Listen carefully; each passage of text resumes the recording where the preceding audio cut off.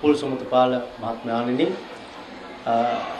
අර්ජුන රන්තුංග මැතිතුමනි, දානන්ද ජයවීර මැතිතුමා ඇතුළු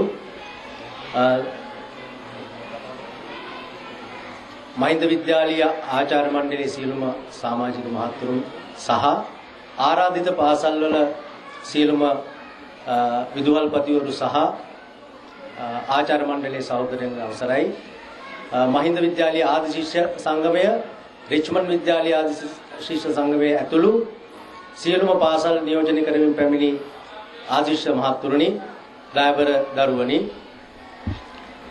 වසර 106ක ඉතිහාසයකට උරුමකම් කියන මහින්ද විද්‍යාලයේ ක්‍රිකට් ජීවිතයේ අද මම හිතන්නේ සුවිශේෂී දිනයක් වෙනවා. අද දිනය ගත්තම ඔබ මෙතන ඉන්නේ මොනතරම් අපහසුතාවයෙන්ද කියන එක පේනවා ඇති. වැසි දිනයක අපේ භූමියේ විලාසය දුටුවම මේ වගේ දින අද පමණක් නෙවෙයි අපිට ලැබුණේ. මේ ඉතිහාසයේ පුරාම මේ වගේ දින අපිට හම් වෙලා තියෙනවා. පසුගිය වසරේ පුල් සුමතිපාල මහතා සමග කටයුතු කරන අවස්ථාවේදී මේ වගේ දින රැසක් අපිට හමු වෙනවා. එතෙන්දී එතුමා අර එහා පැත්තේ තියෙන පැවිලියන් එකේ නෙට් එකක් දාගෙන පොඩි ඉඩක ළමයින්ට පුහුණු වීම කළා. මම ඒ පුල් සුමතිපාල මහත්තයාට කියනවා මම පුතත් එක්කත් මේ වගේ සෙල්ලම් කරනවා ගේ ඇතුළේ කියලා. වහින වෙලාව. ඒ ආකාරයට තමයි අපේ ළමයින්ව මේ තත්වයකට ගත්තේ. මේ වෙලාවේ එතුමා කියනවා අපි ඉන්ටර්නෙට් දෙකක් හදාගනිමු කියලා. මෙතන ඉදිකරා මේ භූමියේම සයිඩ් විකට් දෙකක්. විකට් දෙක හදලා මේ පයිප් කූරු දාලා net ගහන්න ඔන්න මෙන්න කියලා තියෙනකොට මම පුල් සුමතිපාල මහත්තයාට කිව්වා මහත්තයෝ අපි මේකට ටකරන් වලින් හරි කමක් නැහැ වහලයක් ගහගත්තොත් වැස්ස දවසටත් පුළුවන් අපිට මේක පාවිච්චි කරන්න. මේ අදහස මම හිතන්නේ ඒ වකවානුව තුළදීම ක්‍රිකට් පදනමට ඇති වෙලා තිබුණා. අපිට වැසි දිනයකත් මේ ළමයින්ගේ කාලය නාස්ති නොකර ප්‍රයෝජනයක් ගන්න කොහොමද කියන එක. ඒ අනුව ඔවුන් මේකේ නෙට් ගහන එක නවත්තලා අපි මේකේ ඔන්න ප්‍රසස්ස අපි වහලක් එක්ක ඔයාලට දෙනවා ප්‍රැක්ටිස් කරන්න කියලා එක දවසක් සුමතුපාල මහත්තයා ඇවිල්ලා කියනවා ක්‍රිකට් පදනමේ සමාජිකයෝ සාකච්ඡා කරලා ගත්ත තීරණයක ප්‍රතිඵලයක් වශයෙන්. ඉන්පසුව මේක මම හිතන්නේ නියම වහනන්න උනේ කුෂාන්ත සිල්ලා මැතිතුමා. ඔහු බොහෝම රාජකාරී මැද්දේ වුණත් නිතර දෙවෙලේ මම හිතන්නේ මෙතෙන් සමාදර්ශන එන්නකොට රෑ 8-9 වෙලා ඔහුගේ රාජකාරී අවසන් කරලා රෑ 8-9ට ඇවිල්ලත් මේක හොයලා බලනවා මොකද උනේ කියලා. ඒ විදිහට මේ කාල සීමාව තුළදී ඔහුගේ උපරිම කැපවීම ශක්තිය යොදලා ක්‍රිකට් පදනමේ සමාජික මහත්වරුන්ගේ මෙහෙම යටතේ වටිනා දායාදයක් මහින්දයට උරුම කර දුන්නා. මම හිතන්නේ මේක තමයි මහින්දියන්ගේ ගති ලක්ෂණය. මම දැකලා නැහැ බොහෝ තැන්වල මේ වගේ දේවල් සිදු වෙනවා. මම හිතන්නේ වැඩි කාලයක් ගත වුණේ නැහැ. බොහෝ දෙනා පුදුමයටපත් වුණා කොහොමද මේ වගේ දෙයක් ඉක්මනට සිදු වුණේ කියලා.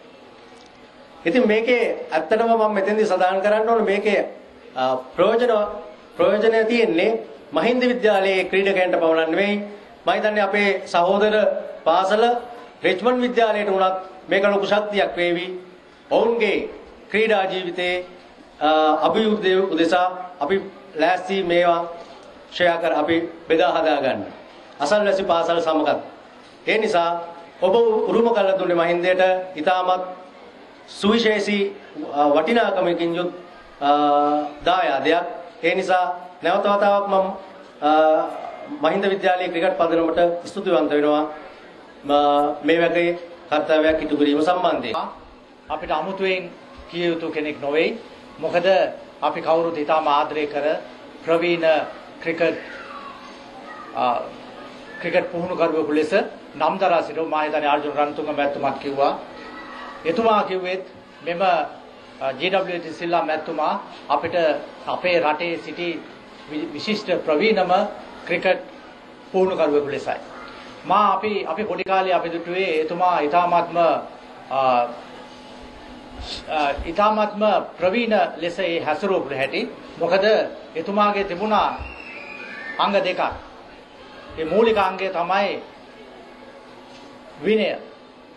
අද සියලු දෙනාම දන්නවා ඇති එතුමා ඊටාත්ම විනයගරුක ලෙස තමයි මේ ක්‍රිකට් ක්‍රීඩාව මෙහෙයුවේ. ඒ වගේම පුහුණුව හරියට වේලාවට පැමිණීම මේ සියලු දේම එතුමා ඊටාත්ම නිසියාකාරව අප මහින්ද විද්‍යාලය තුල මේ ක්‍රියාත්මක කරා. ඒ වගේම අපි දුටුවා එතුමාගේ බිහි වූ ප්‍රවීණ ක්‍රිකට් ක්‍රීඩකයන්. අද ජාතික සලේ සහ ජාත්‍යන්තර ක්‍රීඩාවේ අර්ජුන රන්තුංග මැතිතුමා සමගත් එතුමාගේ ක්‍රීඩා කණ්ඩායම නියෝජනය කරමින් 96 දී අපගේ ක්‍රීඩකයන් මාවන් අතපත් වෙන ක්‍රීඩකයන් ජයනන්ද වර්ණවීර, ඒ වගේ උපුල් චන්දන, ඒ වගේ විශාල පිරිසක් අතුල සමරසේකර වැනි ක්‍රීඩකයන් බිහි කරේ මේ GWH සිල්ලා මැතිතුමා. එතුමාගේ මේ කාර්යශූරත්වය ඒ වගේම කැපවීම අපි දුටුවා. මා උපුල් සුමතිපාල මැතිතුමා කිව්වා එතුමාගේ මැතිනිය ඒ දවස්වල ඇත්ත වශයෙන්ම ගෙයක් ඒ ගේ හැම ක්‍රීඩකයෙකුටම විවෘත වෙලා තිබුණේ.